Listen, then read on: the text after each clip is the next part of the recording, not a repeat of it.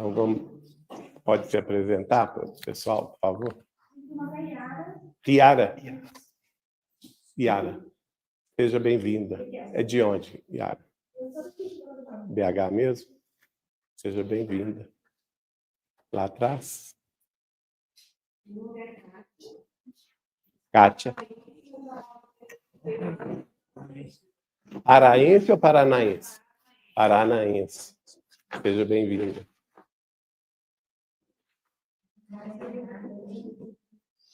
Renata, BH, seja bem-vindo, todo mundo, né? Mais alguém? Não, né? Então vamos fazer a nossa prece. O João Pedro vai orar em nome de todos nós. Em seguida, a gente dá início ao estudo da noite.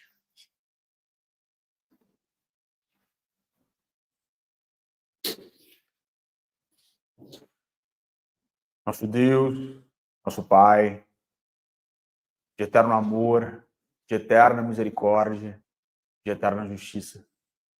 Inteligência suprema, causa primária de todas as coisas. Em nome de Jesus Cristo de Nazaré, o Cordeiro de Deus, o nosso Mestre tão amado, todos nós nos reunimos aqui nesta noite. Sempre na lembrança das tuas promessas, Senhor. Sempre todos nós, cheios de esperança, de confiança em Ti, e com os nossos corações transbordando gratidão por estarmos aqui no Saber Amar, que é um educandário para as nossas almas. E mais uma terça-feira nós nos encontramos como uma família de corações reunidos, buscando rearticulação no espaço e no tempo, buscando um pouco mais de dignidade, de amor, de honestidade, de disciplina, crendo, Senhor, que com as forças vindas do Teu coração, nós seremos capazes de seguir em frente de um modo que Te agrada um pouco mais. Nós queremos, nesta noite, Jesus, lembrar da Tua presença, lembrar principalmente da Tua promessa de que, quando nós reencontrássemos aqueles que nos esperam no plano espiritual, nós sentiríamos uma alegria indefinível e na promessa de que ninguém nos tiraria essa alegria. Nós pedimos licença para pedir pelo nosso querido amigo José Roberto Moraes, que desencarnou no dia de hoje, pedindo, Senhor, para que ele seja recebido na espiritualidade com muita paz, com muito amor, da forma que ele sempre procedeu aqui na Terra. Fica o nosso reconhecimento e todo o nosso sentimento de virtudes espirituais para que ele seja feliz neste momento. Nós chamamos muito, Mestre. Pedimos para que da nossa singela reunião saia um raio de amor, de consolo para todos aqueles que precisam disso neste momento, e pedimos para que o Geraldinho seja influenciado por todos os nossos amigos benfeitores para trazer para todos nós tudo aquilo de que nós precisamos na noite de hoje. Mais uma vez, Mestre, com muita reverência, nós nos ajoelhamos espiritualmente, lembrando da tua linda imagem e sempre pedindo por mais trabalho na seara cristã, te dizemos: Ave Cristo, aqueles que aspiram à glória de servir em teu nome, te glorificam e te saúdam. Nós te amamos muito, Senhor. Sê conosco aqui na nossa reunião e por toda a eternidade. Que assim seja. Que assim seja, Senhor. Graças a Deus. Bom, gente, hoje é o estudo de número 11. A gente vai prosseguir dentro daquela busca de um conhecimento mais amplo do que é o espírito, não é? E da força inerente a todos nós, que é a força do pensamento. Mas para isso a gente tem que mergulhar nas informações espirituais relevantes que desde a codificação do espiritismo com Allan Kardec, desdobrada na obra ímpar de Chico Xavier, nos proporcionam essa viagem mental do conhecimento, não é? Lá do Evangelho segundo o Espiritismo, nós vamos começar com essa frase do Espírito da Verdade. São chegados os tempos em que todas as coisas hão de ser restabelecidas no seu verdadeiro sentido, para dissipar as trevas, confundir os orgulhosos e glorificar os justos. Então, é a hora prevista por Jesus lá atrás, 2000 anos atrás, quando ele disse: chegará o tempo em que adorareis ao Pai em espírito e em verdade. Não mais necessitamos de templos de pedra, não mais necessitamos de paramentos religiosos, não mais necessitamos de rituais místicos, não mais necessitamos de um atavismo religioso de que cada um de nós pode trazer, tanto desta vida quanto de outras vidas, no sentido de adoração a Deus, no sentido de adoração ao Pai. Então, chegou esse momento, não há dúvida, porque o próprio Espírito da Verdade disse isso para Allan Kardec há 161 anos atrás. Qual que é o objetivo? Restabelecer as coisas no seu verdadeiro sentido. Lembra-se, lá atrás, quando nós trouxemos que era essencial no Espiritismo a gente buscar a verdade, não é? E que a verdade tinha os seus prerrogativos também para nós encontrarmos a verdade, que foi aquela mensagem de Pascal para Kardec, que nós trouxemos aqui em reuniões anteriores. Então é por isso, a gente precisa entender o verdadeiro sentido. De quê? Da vida. O verdadeiro sentido da nossa existência terrestre, o verdadeiro sentido do nosso passado, que se reflete no presente, e o verdadeiro sentido do nosso presente, que se refletirá no nosso futuro. Ou seja, nós somos os construtores do nosso futuro, ninguém mais. Não é meu pai, não é minha mãe, não é meu irmão, minha irmã, não é meu marido, não é minha mulher, não é meu filho, não é meu neto. Nós vamos construir o nosso próprio futuro. Correto? Para quê, gente? Para dissipar as trevas. Como que você dissipa as trevas? É simples, não é? Olha aqui. Luz. Só acender a luz. A escuridão não resiste à luz. E onde que nós temos que acender a luz? Em nós. Então, é a luz do conhecimento e a luz do amor. E isso vai confundir os orgulhosos da terra, aqueles que se acham numa posição de domínio, de poder, de vaidade, de orgulho, né? De egoísmo, para glorificar os justos. Aí, você se lembra que semana passada nós terminamos com o planeta Terra, né? Eu disse, ó, vamos parar por aqui, porque semana que vem a gente vai viajar um pouquinho.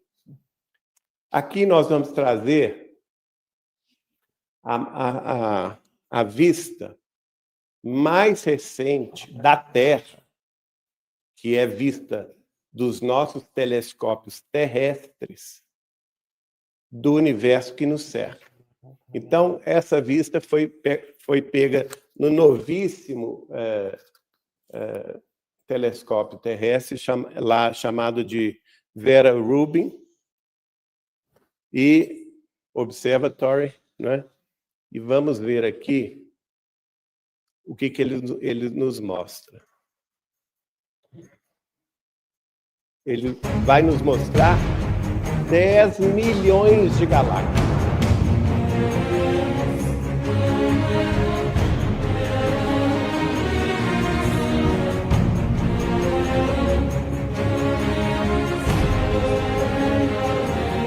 Isso é a vista real, tá, gente? Não é inteligência artificial. Cada pontinho desse, gente, não é uma estrela, é uma galáxia.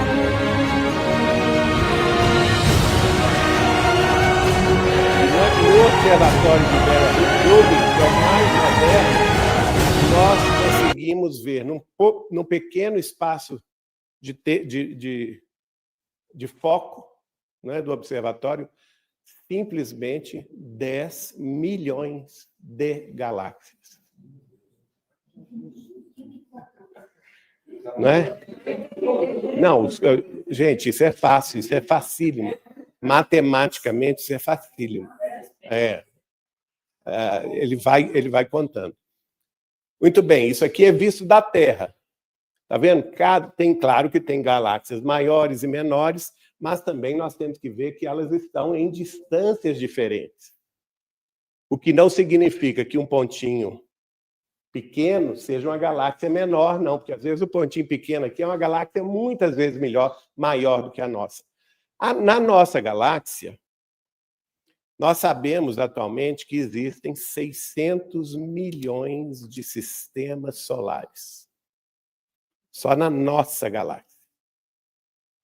600 milhões de sistemas solares parecidos com o nosso Solzinho e os planetas que orbitam o nosso Sol. Está vendo como é que confunde os orgulhosos? Quem é a gente? Que orgulho besta é esse? Não é? A gente pode ser o rei do cocô seco, tudo bem.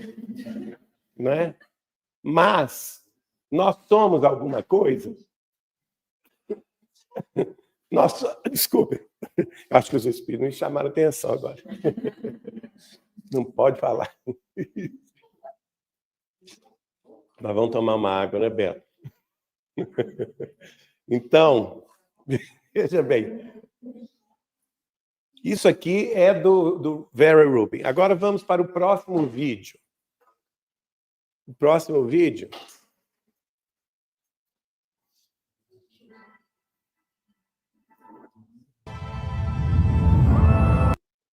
Esse já é um detalhamento em 3D, baseado nas observações do último telescópio que está orbitando a Terra. Quer dizer, ele não sofre a influência da atmosfera terrestre, né? E por isso mesmo, ele tem condição de fazer a leitura desse espaço no foco da sua observação e ainda simular isso em 3D. E aqui ele já vai colocar 14,7 milhões de galáxias. Quer dizer, da Terra, num determinado foco, a gente vê 10 milhões de galáxias. No observatório orbital, que é o mais recente que foi lançado, nessa simulação em 3D, nós vamos conseguir ver um mapa do nosso universo mais próximo, que não é todo ele, não é porque aqui nós temos condição de visualizar 14,7 milhões de galáxias. Mas a estimativa é que o universo conhecido tenha 2 trilhões de galáxias. Então, isso aqui não é nada. Isso aqui é um ponto. É um ponto. Vamos lá ver.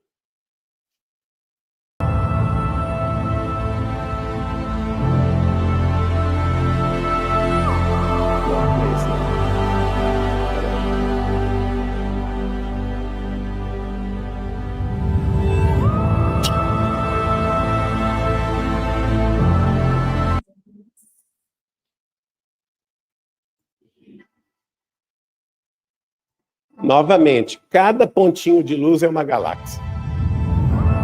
Como se nós estivéssemos viajando no espaço. Já é conhecido. Não é o espaço desconhecido. É o universo conhecido. Olha que maravilha.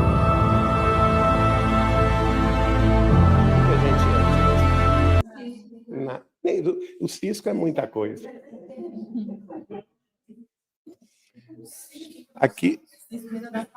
Aqui numa outra perspectiva, esse espaço em 3D.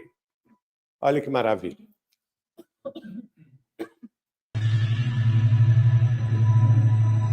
Vocês já imaginaram a quantidade de vida que tem aí?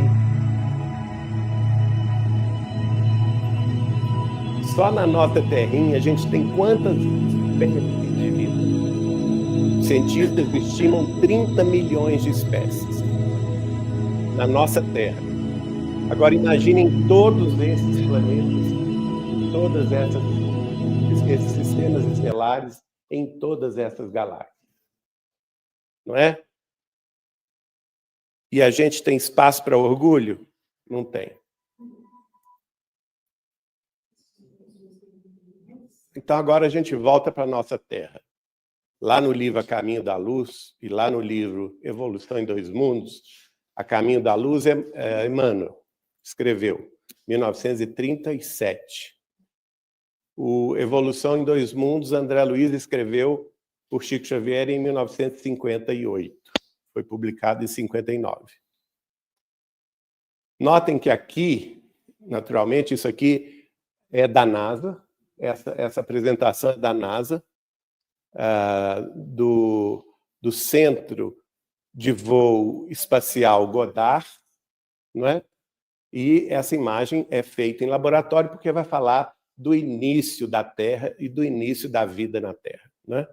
Mas isso é proveniente da NASA, uma coisa atual, usando aí naturalmente inteligência artificial. Mas o que ele fala aqui, em 1937 Emmanuel falou, em 1958 André Luiz falou, né?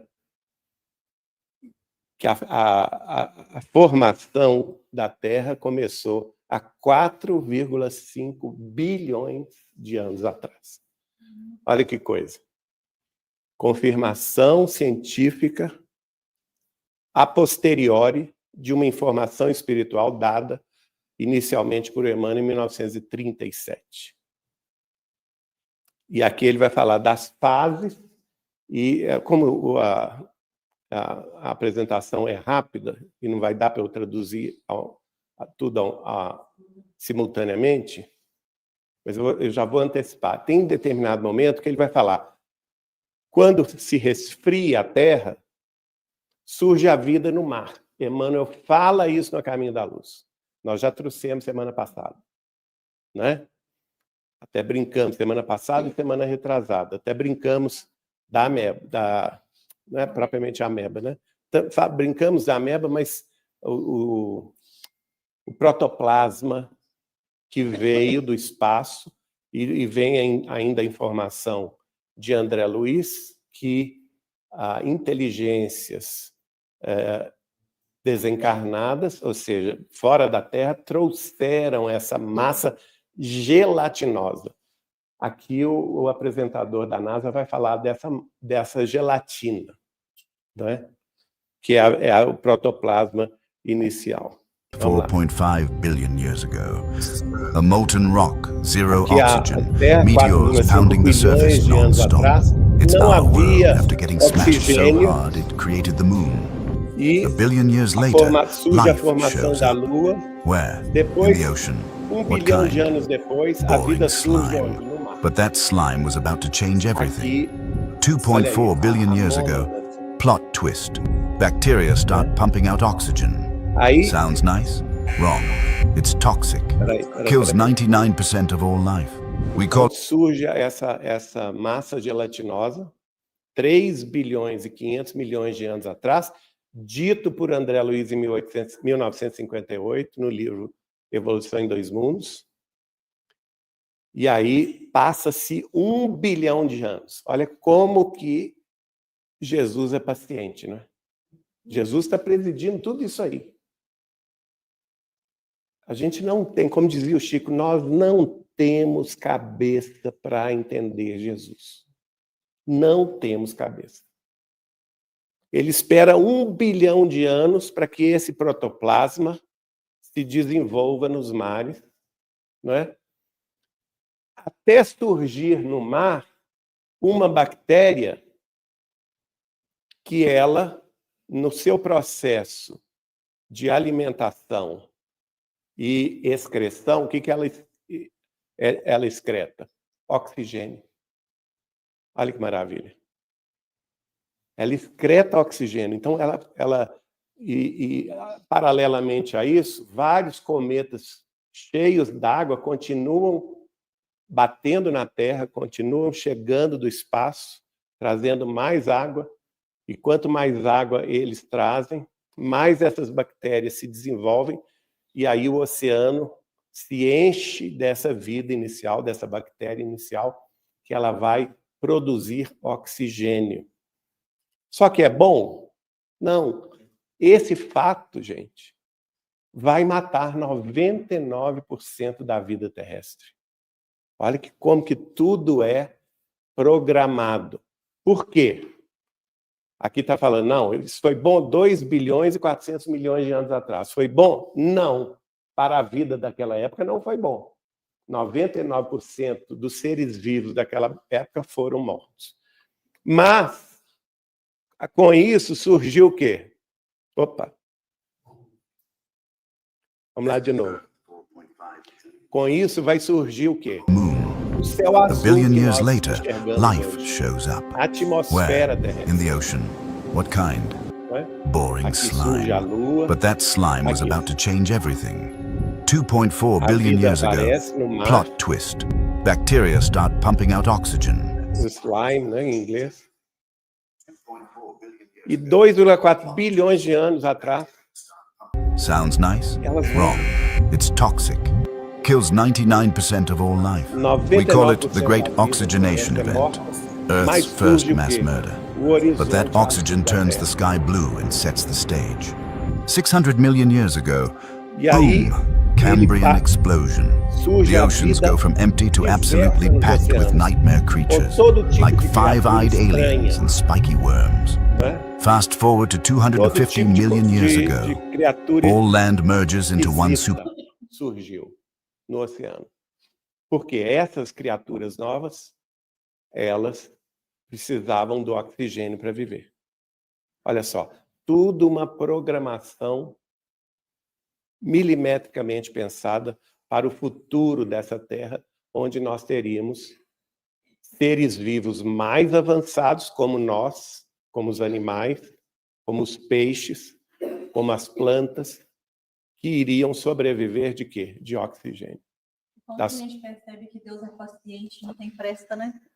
Deus, E aí a Deus gente, é com a a nossa paciência ansiedade, com a nossa infinita, pressa, querendo as coisas para amanhã, e a gente tem muito que aprender mesmo. a gente tem muito que aprender, de fato, né? E aí surge uma grande massa de terra, porque parte desse oceano evapora-se, surgem as nuvens, né, que nós conhecemos até hoje. Esse grande continente é o continente de Pangeia, 250 milhões de anos atrás. Esse continente de Pangeia une aqui a África, a América do Sul, a América do Norte, a Europa e a Ásia, tudo num só continente. E aqui parte da Austrália e da Índia, tudo num só continente. E em 250 milhões de anos, o movimento das placas tectônicas vai rachar esse grande continente e transformá-lo nos vários continentes que nós temos hoje. As Américas do Sul e do Norte, a África, a Europa, a Ásia e a Oceania. E, obviamente, que a vida vai ser diversa, né? Os tipos de espécies que vão se desenvolver em cada parte também vai variar. Mas surge outro problema. Opa, mas aí agora vamos parar por aqui. Surge outro problema porque vai acontecer uma série, assim como aconteceu essa primeira grande destruição em massa, que matou 99% da vida, 2 bilhões e 400 milhões de anos atrás, outras destruições em massa aconteceram. A segunda, 600 milhões de anos atrás, a terceira, 333 milhões de anos atrás, a quarta, 250 milhões de anos atrás, e a última, há 65 milhões de anos atrás, que foi a que destruiu os dinossauros.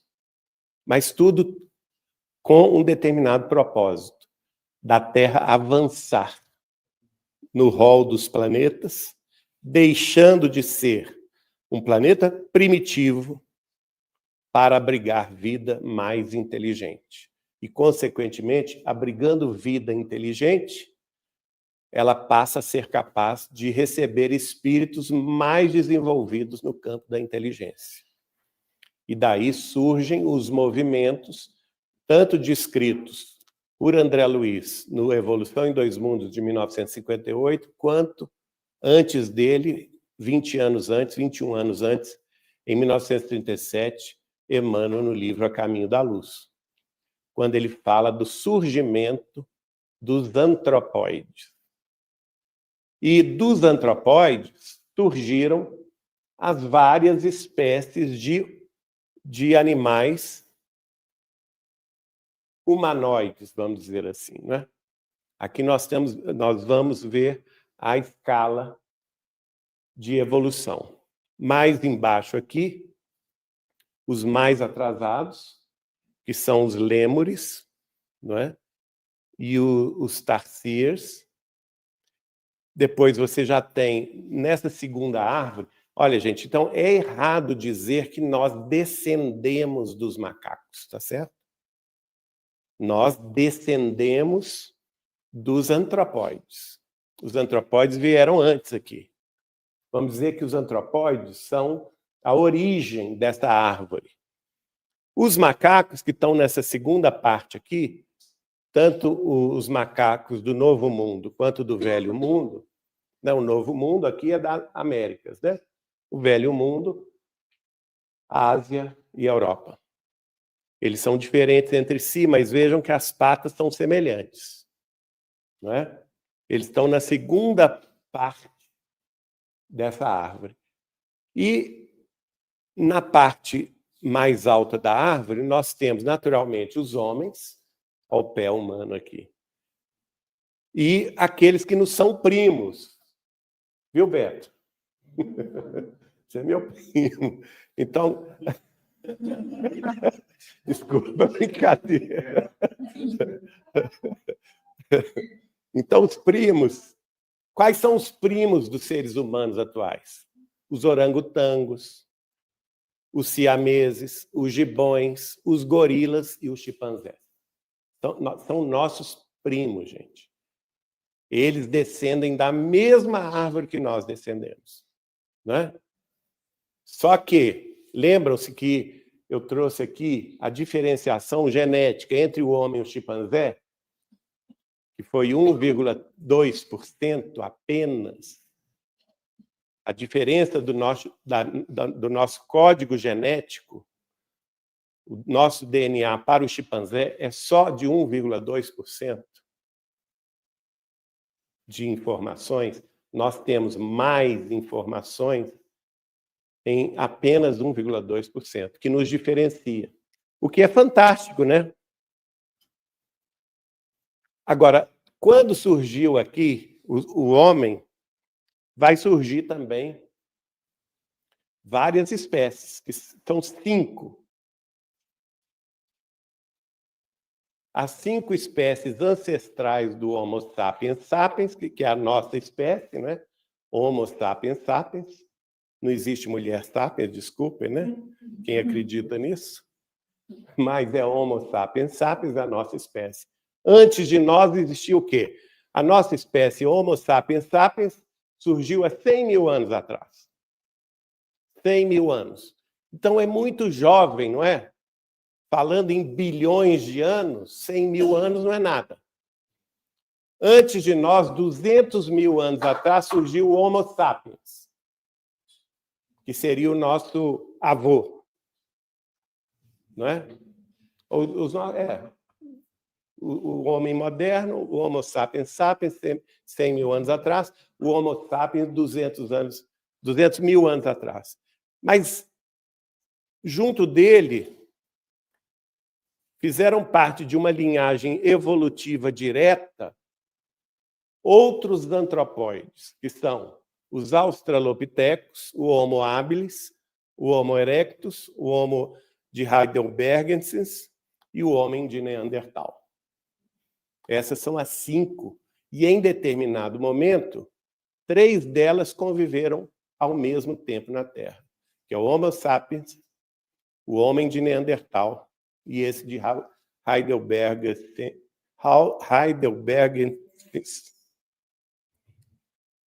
Ajuda aí, Solange.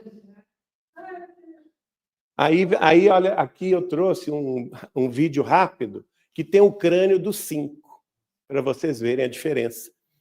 E aqui eles conviveram juntamente há cerca de 100 mil anos atrás, esses 3 últimos.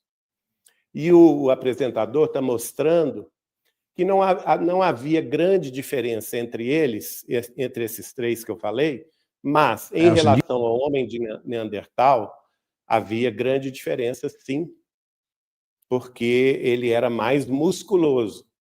Mas, em compensação, o cérebro dele era menos capaz, né? Então, talvez justamente porque que a nossa linhagem superou a de todos os outros e levou à extinção das outras linhagens, justamente porque a nossa inteligência era maior.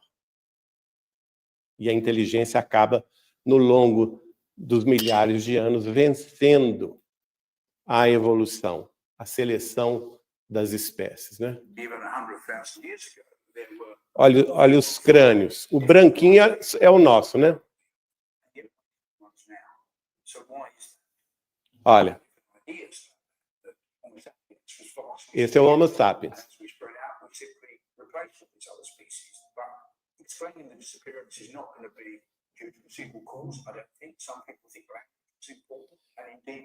Ele está dizendo, por exemplo, que alguns pensam que o uso da linguagem foi preponderante, que algumas dessas não tiveram e os Homo sapiens tiveram. Mas ele acha, na opinião dele, o que valeu mesmo foi a inteligência, vencendo a força bruta.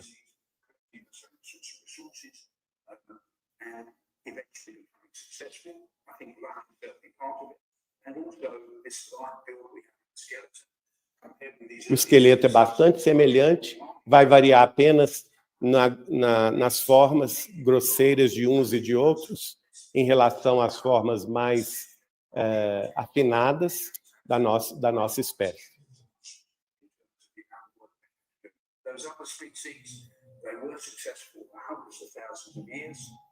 E ele fala que essas espécies, antes de nós, tiveram sucesso durante centenas de milhares de anos.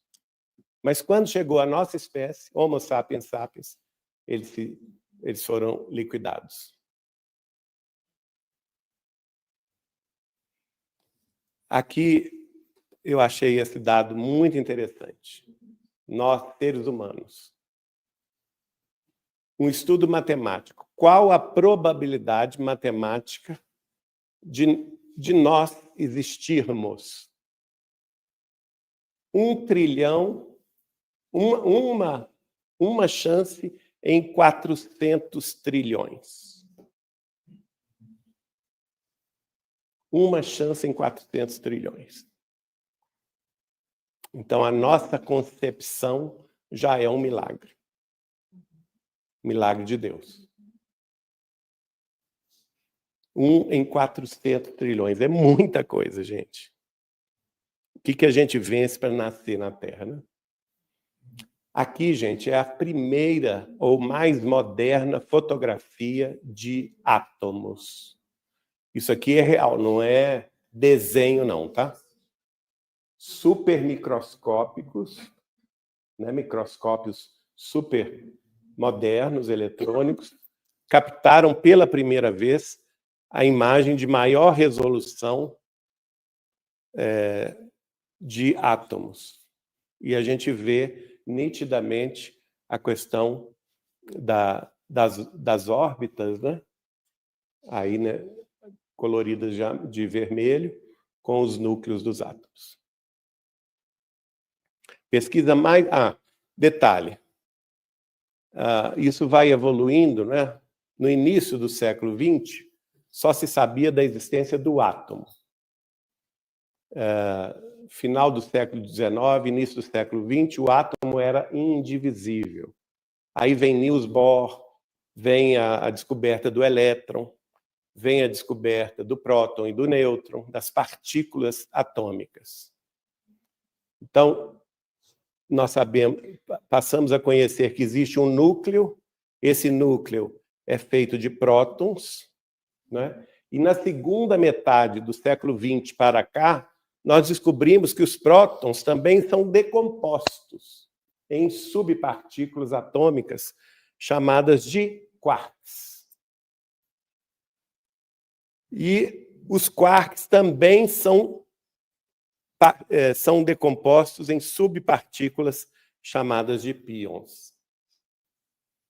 E hoje, os aceleradores de hadrons que existem em Campinas, no Brasil, no Novo México, nos Estados Unidos, entre a França e a Suíça, outro na China, provavelmente deve existir algum na Rússia, que a gente não sabe, e também um no Japão.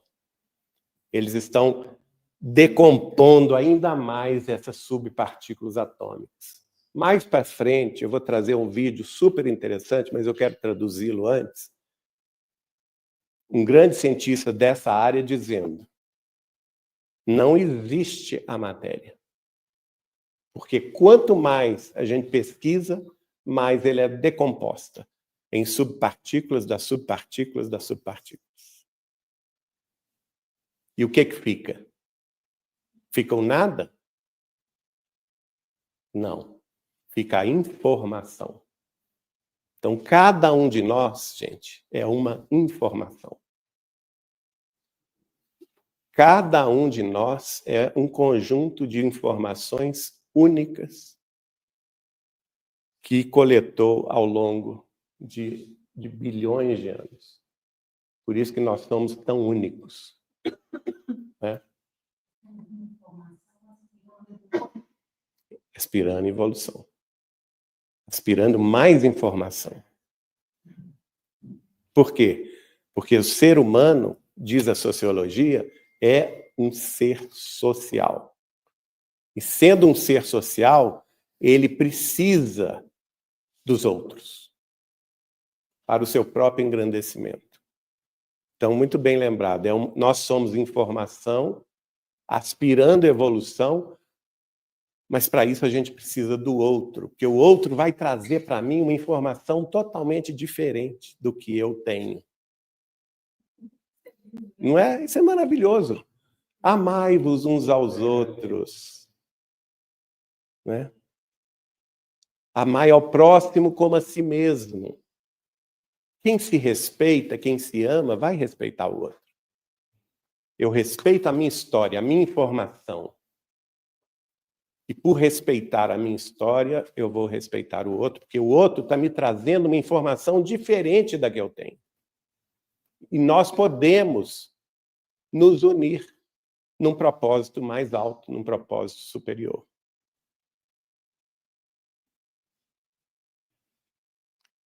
Isso aqui é recente, gente. Os cientistas produziram uma partícula de luz que simultaneamente acessou 37 dimensões. Isso é ultra recente. 37 dimensões. A gente conhece, pelos sentidos, quantas dimensões? Hein? Quem falou 3? 4, hein? Então, vamos lá. A gente conhece as 3 dimensões espaciais, né? Comprimento, largura e profundidade. Nós conhecemos uma 4ª dimensão, que é tempo. Não é? E podemos dizer que nós, espíritas, ainda conhecemos uma 5ª dimensão, que é vamos dizer assim, o mundo espiritual, a espiritualidade. Mas a ciência de hoje já está entrando em 37 dimensões. Num experimento que quebra os paradigmas da física quântica, os pesquisadores liderados por Zhenhua Liu, da Universidade Técnica da Dinamarca, manipularam os fótons de luz e chegaram à conclusão que eles existem simultaneamente em 37 dimensões, aumentando as fronteiras da mecânica quântica. Veja como a ciência já está descortinando para nós aquilo que o Espiritismo já falava 200 anos atrás, as outras dimensões, as outras realidades que antes eram inacessíveis. Esse estudo foi publicado na revista Science Advances, explorados no Greenberger Horn Zellinger, GHZ, Paradox, que é o paradoxo de GHZ, que traz luz a uma questão importante que a gente vai ver depois. Quando a gente estudar a mente humana, nós vamos ver isso. Uma questão desse paradoxo, que é o quê? A não localidade quântica. Isso a ciência já chegou na década de 60. Um cientista ganhou prêmio Nobel por isso, quando ele definiu que nós temos uma consciência quântica. Isso nada mais é do que, gente, o espírito. Só que com outra nomenclatura. Eles chamam de consciência quântica, nós chamamos de espírito. E quando ele fez essa pesquisa, mais tarde eu trago ela por inteiro, que não é o objetivo de hoje, ele chega a uma definição muito importante, que a consciência quântica é não local. Ela não está em nenhum lugar do universo. Ela é ela existe na não localidade espaço-temporal. Ela não está nem no tempo e nem no espaço. Ela é. O espírito é. Espera aí, fala no microfone, querido. Então, a gente pode falar que essa não localidade dela, que ela está em vários planos ao mesmo tempo, se comunicando, porque somos seres buscando novas informações, isso seria a mediunidade. O princípio da mediunidade é exatamente esse. É a troca pensamental. Não é? E você chegou aqui porque esse princípio da não localidade, isso aqui já é prova científica, tá, gente? Não é viagem de maluco, não. Isso é prova científica. No princípio da não localidade, cada partícula, isso foi previsto por Albert Einstein, no início do século XX. E esses experimentos estão provando isso. Cada partícula pode influenciar outra partícula instantaneamente através de vastas distâncias no universo, definindo, portanto, a realidade, o realismo local da física clássica. Então, a física clássica, que nós conhecíamos como sendo verdade fundamental, que foi derrotada por Albert Einstein no início do século XX, a partir de 1905, a física clássica era a verdade fundamental até o início do século XX. Einstein jogou ela no chão. Mas o que ele está querendo dizer aqui? O que nós conhecemos como realidade fática ou realidade, ou realismo local, que é o quê? A gente se vê, a gente se toca, a gente pisa o chão da terra, não é mais do que uma impressão da realidade. Por quê? Na realidade, nós vivemos na não localidade, fora do espaço-tempo. E esse fenômeno foi chamado por Albert Einstein como ação fantasmagórica à distância, em que cada átomo ou cada partícula atômica pode influenciar outro átomo ou outra partícula atômica em distâncias astronômicas, né? E formar com ela o que eles chamaram de quantum entanglement, que é a ligação quântica fundamental. E aí a gente pergunta, não será isso, por exemplo, essas partículas atômicas que se buscam às distâncias incomensuráveis, não estariam... Aí a gente pode viajar na maionese, né? Aí a gente pode. Essas partículas que se buscam no universo não podem ser justamente as partículas que foram criadas ao mesmo tempo por Deus? E que, embora as distâncias as separem, elas se buscam automaticamente? Platão já estava pensando nisso. Platão, né? Olha aí, Platão já falava nisso, o mundo das ideias. E das almas gêmeas. E das almas gêmeas que se buscam. Tem um outro físico também que vai propor isso, a teoria das almas gêmeas, que tem vários graus de almas gêmeas, né? As almas gêmeas propriamente ditas, as almas afins e assim sucessivamente. Então, tudo isso vai... Aí, aqui descreve o fenômeno, que eu vou me permitir pular, porque não... Quem quiser, eu posso passar para vocês. Mas é como que eles fizeram isso, tá certo? Para chegar nessa conclusão. Então, não é maravilhoso tudo isso, gente? Não é fantástico a gente ver a ciência já tocando o espírito? Exato. Que é, lembram-se, o que é o espírito? Princípio inteligente do universo, segundo a obra de Allan Kardec. Onde há inteligência, há espírito. Né? Fala aí, querido. Espera aí. Sem necessariamente, né, a gente não teria condições de explicar, né, mas eu acho que, por exemplo, na mediunidade, igual muitas vezes já aconteceu com o Chico, né, que ele estava no local ali trabalhando, mas, de repente, ele ia em outro lugar simultaneamente. Tem vários relatos. Martins Peralva presenciou isso, ele e Dona Neném. Pois é. Já contei aqui, né? O caminho para entender como que isso acontece é esse aí. O caminho é isso aí. É o quantum entanglement, a ligação quântica entre duas partículas. E quanto mais essa partícula evolui, essa partícula é um princípio espiritual, nós já vimos isso semana passada, né?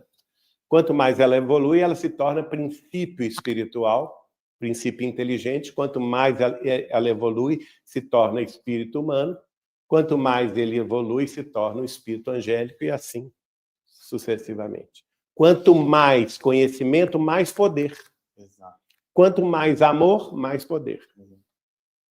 A gente nunca vai comparar o nosso poder humano, que André Luiz chama de que nós somos co-criadores em plano menor, ao poder de Jesus Cristo, que é um ser angélico, que ele chama de co-criador em plano maior.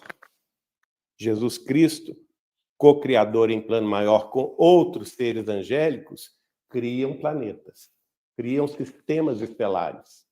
Nós, seres humanos, co-criadores em plano menor, criamos cidades, civilizações, máquinas, equipamentos. Percebe? Mas como que começa isso? Vamos lá no capítulo 2 do livro A Caminho da Luz, de Emmanuel. As construções celulares. O que Emmanuel vai dizer? Lá no princípio, vamos voltar lá no princípio da mônada celeste que chega, vira essa gelatina no fundo dos mares, né? Os mares tépidos, os mares quentes, e a partir daí surge o protoplasma, esse neguinho aqui. E o Emmanuel diz, aí, ó, Solange, ó, sob a orientação misericordiosa e sábia do Cristo, laboravam na terra numerosas assembleias de operários espirituais. Ora, gente, se a vida na terra só existia nos protoplasmas, quem eram esses operários espirituais do Cristo? Seres extraterrestres. Como o próprio Cristo. Como o próprio Cristo. Não são da Terra, são seres extraterrestres. Civilizações muito mais avançadas do que a nossa. Porque nós éramos isso aqui, ó. Protoplasma.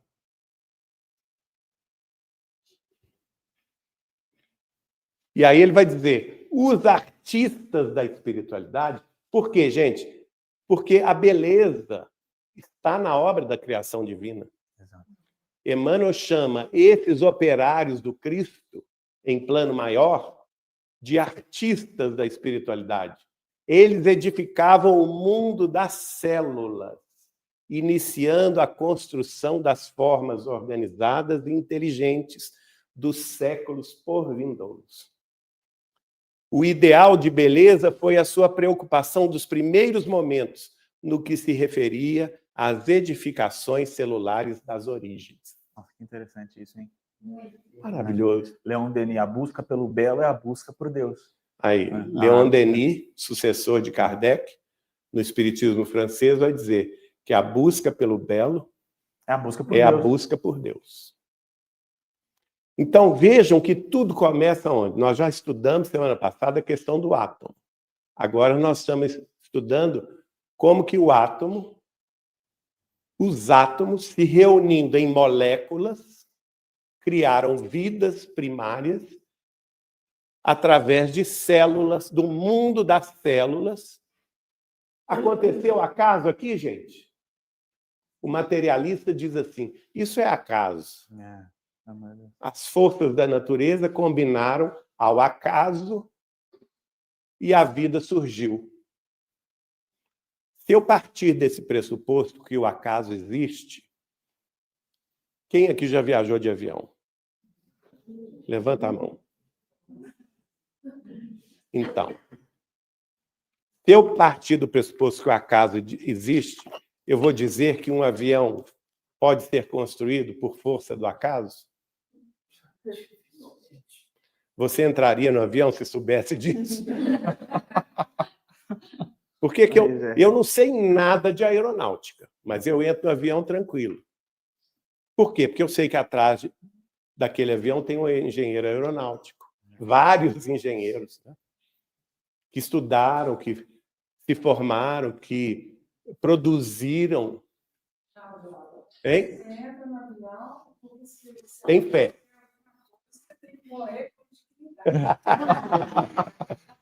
Não, na verdade, a gente entra porque tem fé.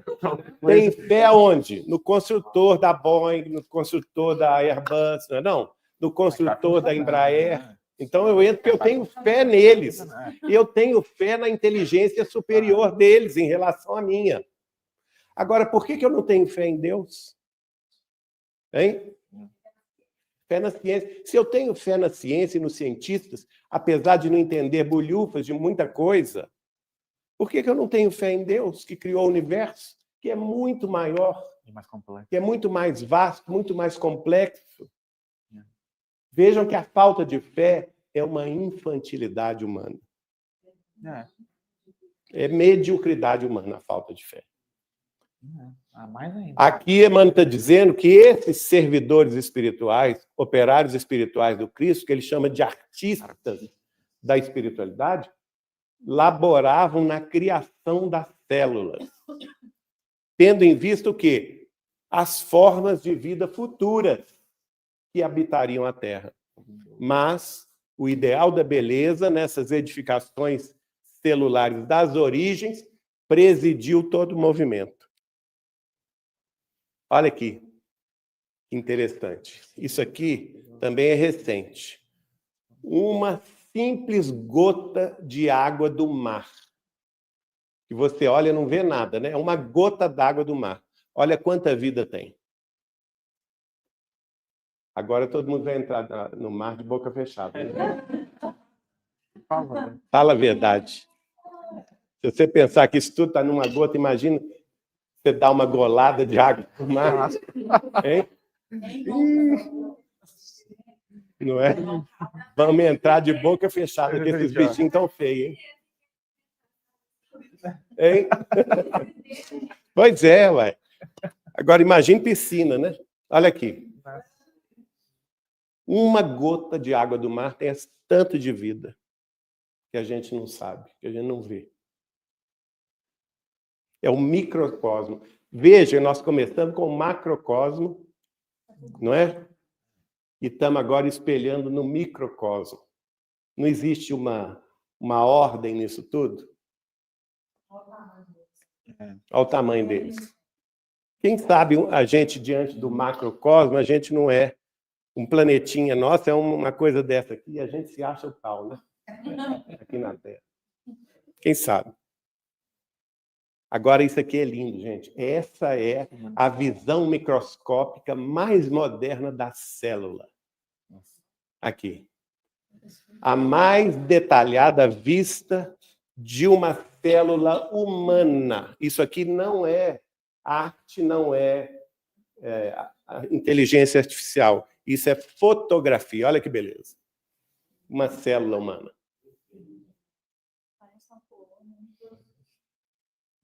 Parece uma cidade, gente.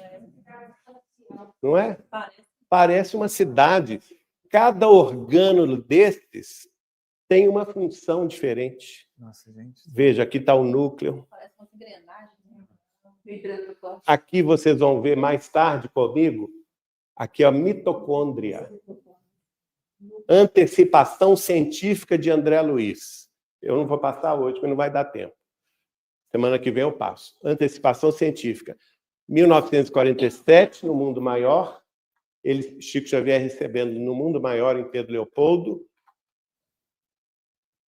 Toda a ciência humana achava que o núcleo da célula era o orgânulo principal da célula humana. E André Luiz vem para o Chico Xavier e diz, não, o núcleo não é o orgânulo principal. Os orgânulos principais são as mitocôndrias, as organelas, desculpa, organelas. A expressão correta é essa. Nossa Solange é expert no assunto, viu, gente? Sim. Então, as organelas mais importantes são as mitocôndrias. Por quê? Mais tarde nós vamos ver isso, André Luiz falando isso, e já provou, a ciência já provou o que ele falou em 1947.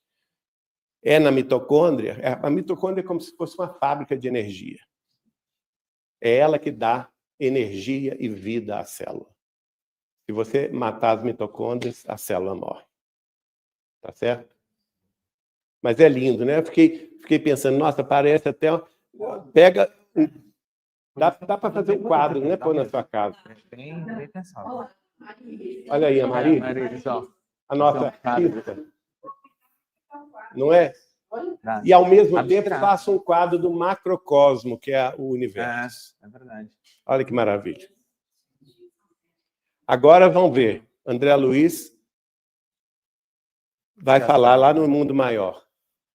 Aqui ele vai identificar a célula, né? O núcleo, a cromatina, o que envelopa o núcleo, o plasma da membrana, né? As mitocôndrias que eu falei, tudo aí, ó. As mitocôndrias aqui estão de alaranjado. Essas verdes aqui são os os azuizinhos são os ribossomas.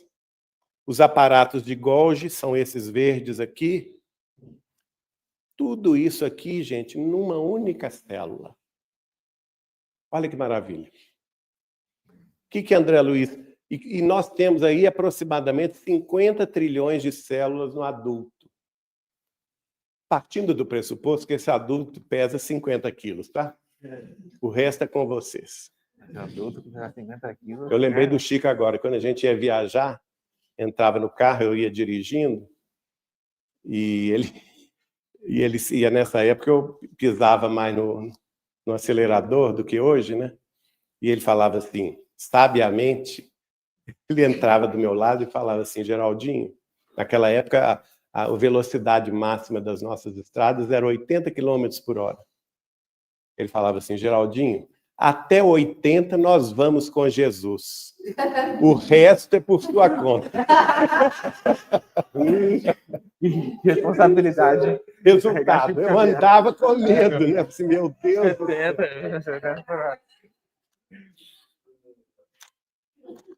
Olha o que André Luiz fala. A célula é um princípio inteligente rudimentar. Isso está no Evolução em Dois Mundos, capítulo 5.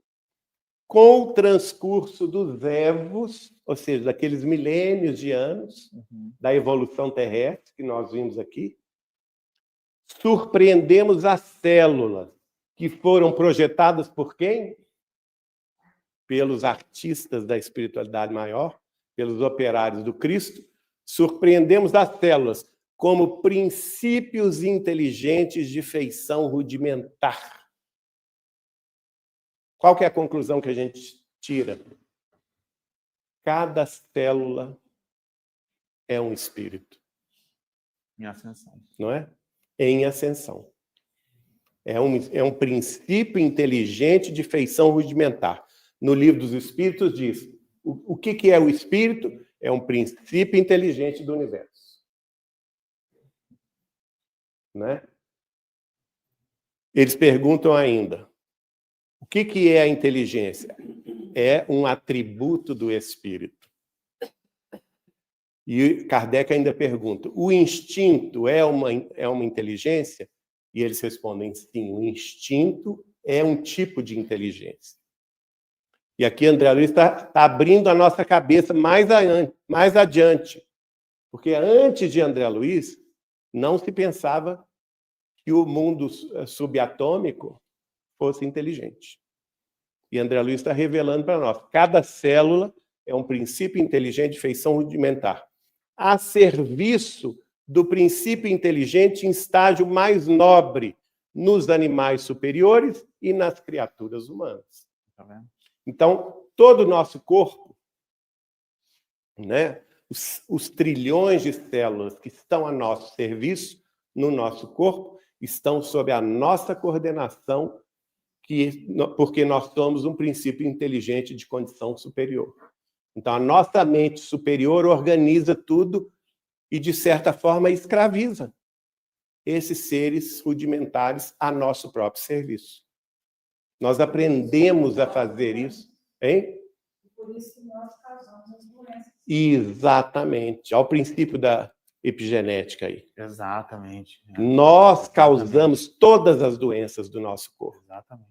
Porque é o nosso espírito superior que manda. É como se nós fôssemos o presidente ou o imperador desse microcosmo chamado corpo. E tudo que nós mandamos para esse microcosmo, as células de feição rudimentar, princípios inteligentes de feição rudimentar, vão obedecer. Elas têm condição de se interpor a nós? Não. Nós estamos quase que como um poder fascinatório absoluto em cima delas. E aí o problema do autoextermínio. Olha o problema do autoextermínio.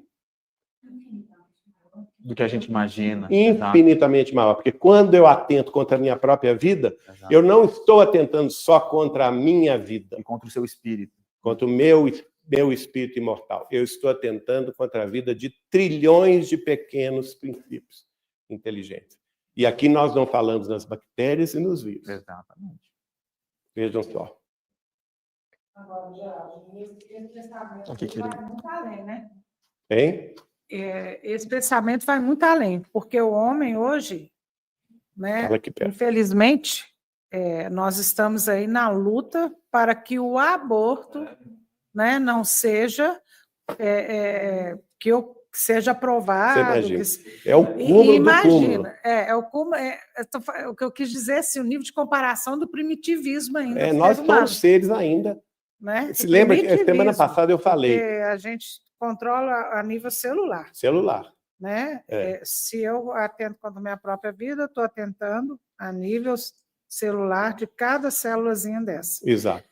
Agora, e quando a gente comete, né, a mulher, não vou julgar aqui... A família. A família e tudo, imagina a consequência disso. Exatamente. Muito grave, né? É muito grave. Por isso que lá na sabedoria celeste, 3.500 anos atrás, exato, um dos 10 mandamentos é o quê? Não matarás. Ele é amplo. Não matarás. Não importa o quê, né? Não é? Ele é amplo mesmo. Mas vamos prosseguir ainda. Com o André Luiz aqui, que é bom a gente terminar esse item do capítulo 5 do Evolução em Dois Mundos. Estrutura mental das células. Ele não somente revelou, por antecipação científica, o que a ciência de hoje já está tateando, que cada célula é um princípio inteligente de feição rudimentar, como ele ainda afirma que cada célula tem uma estrutura mental própria. Olha o que ele diz. É importante considerar, todavia, que nós, os desencarnados, estudamos presentemente a estrutura mental da célula. Enquanto nós, encarnados, estamos quebrando cabeça com o materialismo, não acreditando na vida e em nós mesmos, no mundo espiritual mais acima, eles já estão estudando a estrutura mental das células. Em 1958. Presentemente. Olha só quanto que nós temos que conhecer ainda. De modo, por quê? Por que eles estão fazendo isso? De modo a iniciarmos-nos em aprendizado superior acerca dos fluidos que nos integram o clima de manifestação. Todos eles de origem mental, entretecidos na essência da matéria primária ou hausto corpuscular de Deus. Qual que é o objetivo do plano superior? Estudando a estrutura mental das células, para eles compreenderem lá no mundo espiritual, ele deixa claro, isso não é para vocês, não. Vocês são tão atrasados que não chegou a hora de vocês tatearem essa realidade. Nós estamos estudando isso aqui no mundo espiritual. Mas o nosso objetivo é entender a questão dos fluidos, o fluido cósmico universal, de que é composto, porque eles nos integram o clima de manifestação. Ou seja, o fluido cósmico universal, revelado por Allan Kardec em 1857, é a base da manifestação dos corpos espirituais, que envolvem os espíritos desencarnados. E todos eles, todos os fluidos, têm origem mental, olha só. Então, toda a matéria, fluido é matéria, né, gente? Nós já vimos isso aqui passado. Lá no Livro dos Espíritos, se não me engano, pergunta 23 e 24. 3 elementos fundamentais do universo. Deus, Espírito e matéria. Né? E o matéria, ele fala do fluido cósmico universal. Aqui, André Luiz está ampliando o sentido. Ele está dizendo que o fluido são de origem mental, entretecido na essência da matéria primária, e revela que a matéria primária é o hausto divino do Criador, é o bafo da vida, é o sopro da vida de Deus. Né? Lá no Velho Testamento está lá, o Espírito sopra onde quer. Né? Isso aí é novo. No Novo Testamento, Jesus? No Gênesis Deus soprou a vida. No Gênesis de Moisés, Deus sopra a vida. Olha só. Então, o sopro da vida de Deus é o fluido cósmico universal, que André Luiz vai chamar de hausto, que é o quê? Sopro corpuscular de Deus. Ele dá a base mental, né, para a constituição de todos os corpos espirituais e os corpos terrestres. Por isso que um não consegue se dissociar do outro. Espírito e matéria estão associados infinitamente no degrau da evolução. Só mais uma coisa. É importante mencionar também que existem vários mecanismos de estresse celular, que causam estresse celular. Sim.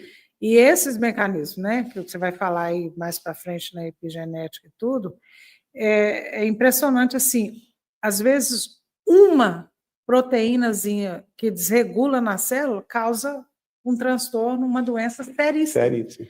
Um desequilíbrio. Proteína, um desequilíbrio alimentar. Aquilo ali é uma maquinaria, é uma máquina. Cada célula é uma máquina celular, né? Então, assim, todas aquelas organelas têm as funções específicas e muito importantes. Então, por exemplo, às vezes um estresse que afeta alguma síntese de uma proteína, por exemplo, ela não é formada corretamente, ela não é enovelada, ela não é processada corretamente, tudo naquelas organelas ali específicas. Isso aí é que é a causa das doenças. Exatamente. Né? Mas o que gera esse desequilíbrio? A mente humana. A mente humana, Excessos na alimentação, excessos nos vícios, excesso de fumo, excesso de drogas, excesso de álcool, né? Excesso de emoções descontroladas e pensamentos obsessivos. Tudo que a gente faz em excesso, até o sol em excesso, sol em estresse celular. Tudo em descontrole. Tudo desencadeia mecanismos nocivos. Passa para a Marilene ali. Espera aí, Marilene. Estou pensando que a gente tem que fazer um esforço de lembrar que o processo da reencarnação também vai produzir, na medida que está preparando esse perispírito para vir com esta ou aquela deficiência. Mas então, aí é outra questão. Pois é, mas porque é importante... Porque a questão pré-existente... Sim, é porque estou pensando na consciência. Mas é a questão pré-existente. Porque essa consciência já tinha culpas do passado, não sabe de onde vem. Aí me veio lá no Renúncia, esqueci o nome do garoto, que ele reencarna, né? Não, o garoto é o... Imediatamente. Robbie. Me veio a cena. Robbie. Ele tocando com ela, com aquela mãozinha. Defeituosa. Muito lindo isso. Para terminar, gente, nós falamos semana passada, ou na retrasada, agora eu não lembro, como o princípio inteligente do universo é o espírito, consequentemente, um dos atributos do espírito é a inteligência. Então, nós falamos aqui, dei o exemplo do vírus, não dei? O vírus, ele não tem uma estratégia de ataque? Não tem? Então, ele tem inteligência. Agora, existem vírus ruins que nos causam doenças, mas existem vírus bons. Sabiam disso? Então, existe um vírus, agora vocês vão ver um vírus em ação. Esse vírus é bom. Nós queremos ter ele no nosso corpo. Vocês vão ver ele em ação, destruindo as bactérias. Ele se chama bacteriófago. Como é que chama? Bacteriófago. Bacteriófago. Em tradução, ele come as bactérias. Como que ele faz isso? Veja como a perfeição divina é de tal grau que os nossos corpos estão cheios desses vírus. Olha ele trabalhando. Isso aqui já são imagens reais, tá?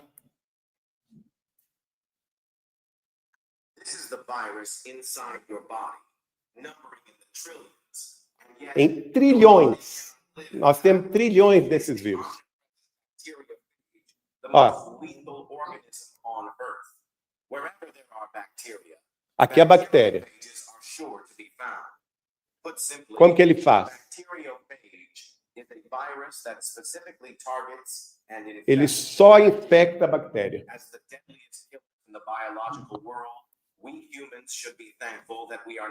Nós devemos agradecê-los, porque nós não somos alvos dele. Olha, ele vem aqui na bactéria, ó. Tá vendo? E ele vem parecendo uma nave estelar, né? Aí ele injeta na bactéria, olha.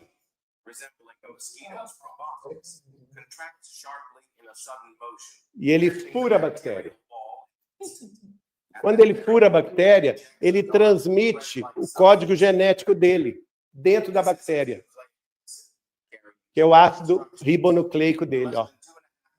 Em 2 minutos e meio, ele se reproduz dentro da bactéria e liquida com a bactéria,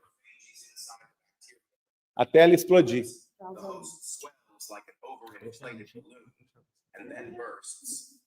E ele se replica. Essa bactéria é ruim. Ele ataca todas as bactérias ruins do nosso corpo. E ele se replica aos trilhões.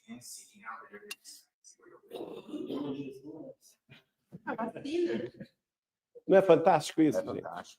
Essa inteligência microscópica, né, de fundo rudimentar, mas que é efetiva, sem eles nós não viveríamos na Terra, nenhum dos animais viveria sem esses vírus bacteriófagos, né? Bacteriófagos. Aí o homem vai no laboratório e cria um vírus ruim. É. Mas aí é a consciência de cada qual, né? Pois não. São criadas as vacinas. Entendendo o fenômeno, não é? Exato. Desde que elas sejam convenientemente estudadas com tempo e, não é? E efeitos razoavelmente aceitáveis. Não é? Bom, gente, a gente agradece. Alguma questão? Alguém quer falar alguma coisa? Segura nele, né? Então vamos fazer. Hein? Tudo é ordem e beleza na criação divina. Agora a gente precisa entender o nosso papel, né? A gente precisa entender, a gente não pode ser um ser destrutivo no nosso ambiente, né? A gente tem que colaborar para a construção de uma sociedade melhor. Nós vamos pedir a Deus que nos abençoe e vamos pedir ao Samuel que faça a prece final em nome de todos nós.